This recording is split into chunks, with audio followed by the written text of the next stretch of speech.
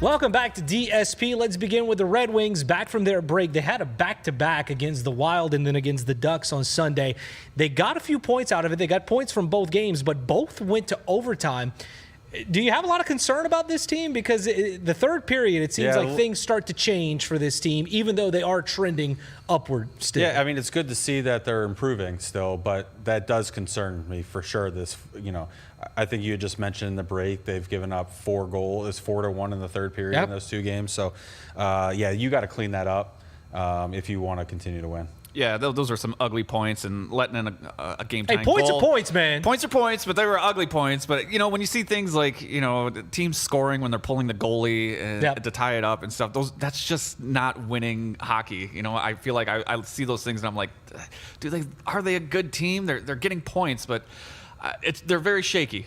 And they're dealing with injuries right now. Yeah. I think the Wings have been winning for long enough now that I think they're legit. These couple of games come right after a 2-week layoff, so sometimes you can get a couple fluky things. But I think the elephant in the room is the lead in the standings that the Wings blew last year. And until they clinch a playoff spot, every moment like this, every moment like blowing a late lead in the third period is just going to bring up those memories from last year. So the Wings just need to keep picking up points. Right now, they're not even in the last wild card spot. They've created a little bit of breathing room. So I think they're a legit team, and as soon as we can forget the scars from last year, I think we'll appreciate that. And I think it stands out more whenever you have 2 games back-to-back that ultimately came down to you gave up some serious goals at the end of the game whenever you kind of had the game in hand. I mean, nothing's going to be given to you, but I think that causes some concern. And now they have Columbus twice later on this week, including the Stadium Series game, and whenever you play outdoors, it's going to be crazy to see. It's a fun thing,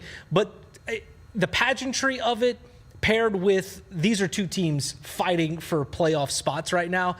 I mean, bring it when indoors. You're not it's hard to balance for me, especially whenever you look at it. When you're not the home team in those games, I think you have an opportunity to forget about the pageantry and just focus on the game and maybe take advantage of the fact that maybe Columbus is paying more attention to what's going on.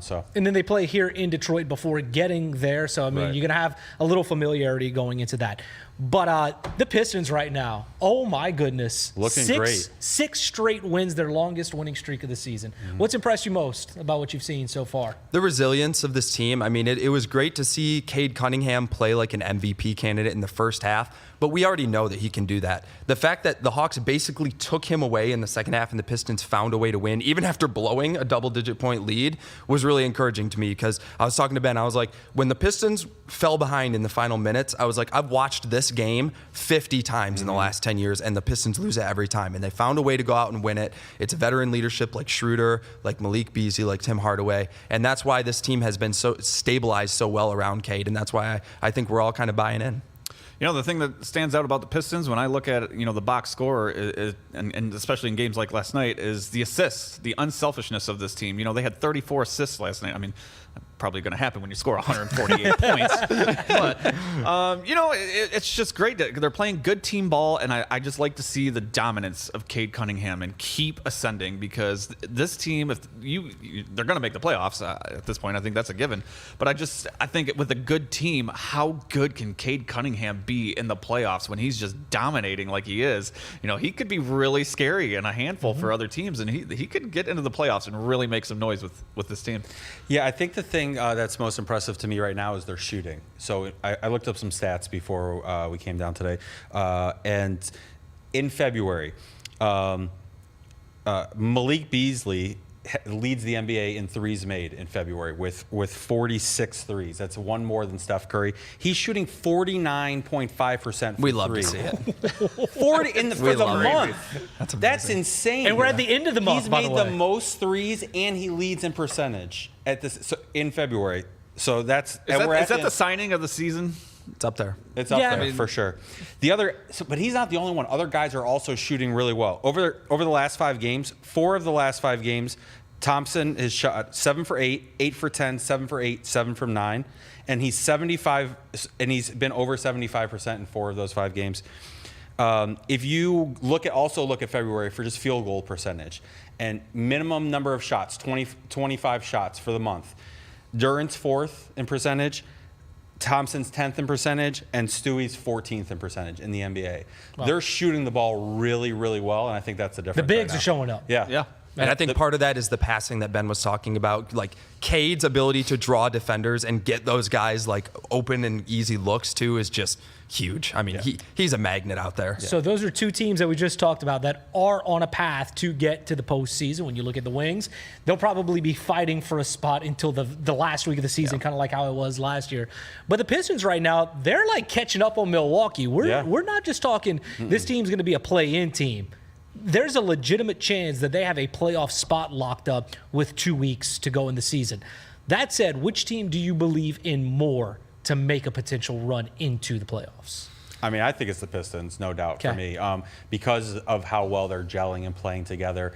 They have the momentum, especially compared to the other teams in the Eastern Conference right now. Obviously, Cleveland and Boston are in a league of their own. And Indiana's playing really well, too. But I do think that they have a chance to take over Milwaukee. You hear some rumblings about Giannis being unhappy, maybe not re-signing. It's not really working out with Lillard, the way they thought it was going to. So I think the Pistons definitely have a chance to maybe be the 4th seed.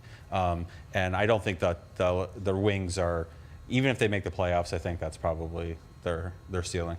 Yeah, the Pistons, with the way they're playing, especially right out of the gate after the All-Star break, it's all about how high can they go.